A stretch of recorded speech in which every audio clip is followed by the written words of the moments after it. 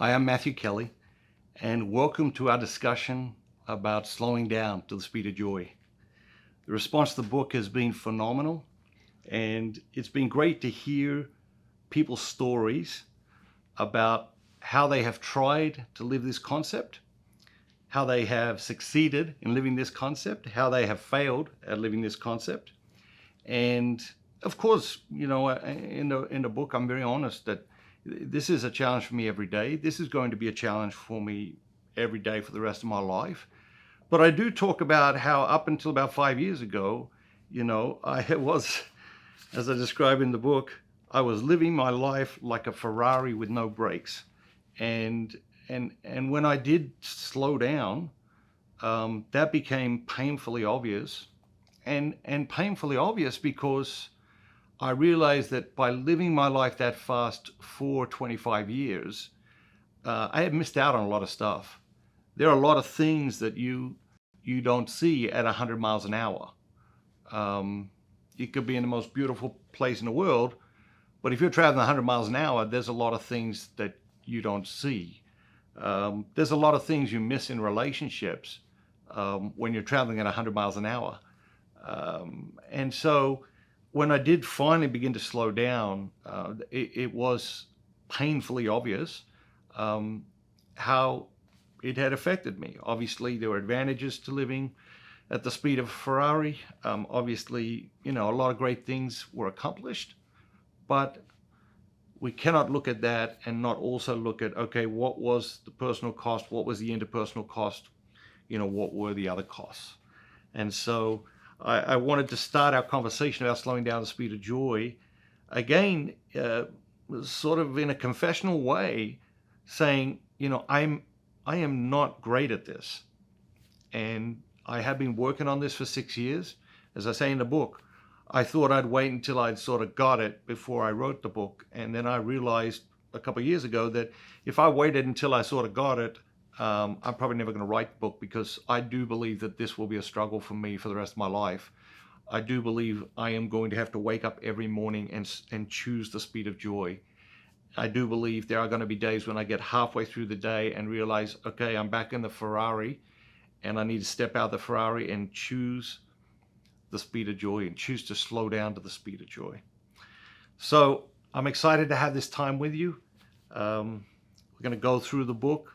Obviously not the whole thing, but some key sections and have a conversation. But to start with, I would like to take a look at the story that we find in the beginning of the book, in the prologue. Prologue is called The Jar of Life. You may have heard this story. It's been woven into the fabric of our culture. But the untold truth of the story is what we need today. See if you can spot it. Once upon a time, there was a university professor who wanted to teach his students the importance of prioritizing how they spent their time. The professor stood in front of his class with a large glass jar and several rocks on the table before him. Taking the empty jar, he began to fill it with the rocks. When all the rocks had been placed in the jar, they reached the brim. "Is the jar full?" he asked his class, and the class agreed that it was. Reaching under the table, the professor brought out a small bucket of pebbles. Pouring them into the jar, he shook it gently, allowing the pebbles to make their way into the spaces around the rocks. "Is the jar full?" the professor asked again. It looked full, but his class was reluctant to agree this time. Next, the professor took a box of sand and added it to the jar. Shaking it gently again, he allowed the sand to settle into the crevices between the rocks and the pebbles. "Is the jar full now?" he asked. The students were still a little dubious, but agreed that it was. All except one. "Why?" the professor asked her. Standing up, she walked down toward the front of the lecture hall. In her hand, she held a bottle of water. Taking the cap off, she poured the water into the jar, and the water was quickly absorbed by the sand. The other students laughed and cheered. Everyone now agreed that the jar was indeed full.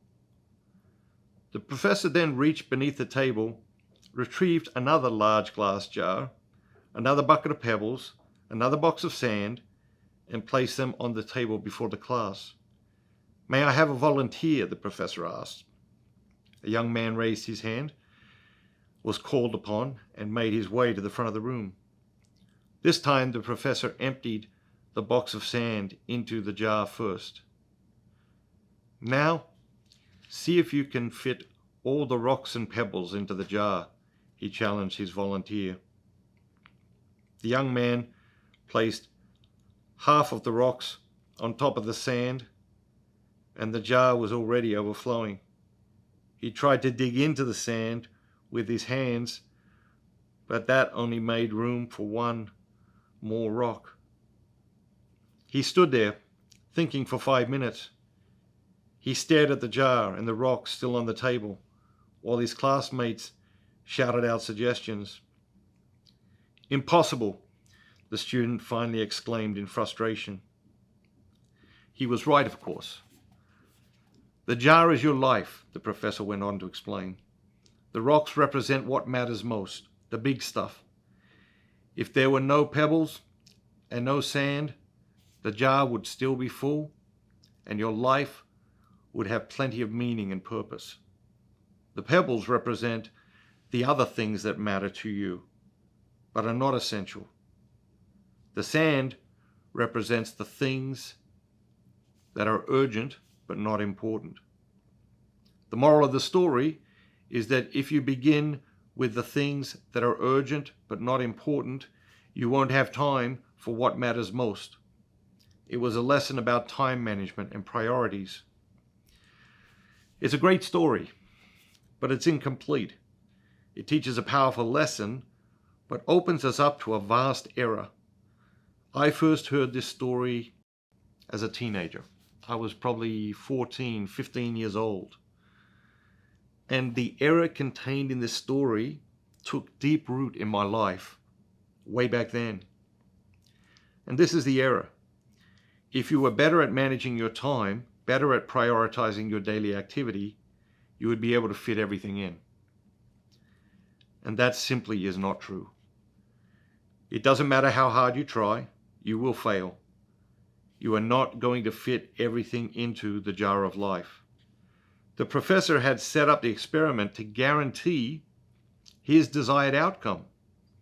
There was just the right amount of rocks and pebbles and sand to ensure they would all fit in the jar. But my life isn't like that, and your life isn't like that. The experiment was rigged. The professor, he rigged the experiment. It was fixed. The dice were loaded. The professor assumes there are enough hours in the day for you to take care of all the things that matter most, all the things that matter but are not essential, and all the things that are urgent but not important. And there isn't. There isn't enough for all that. There weren't any rocks, pebbles, or sand left over in the professor's neatly guarded experiment.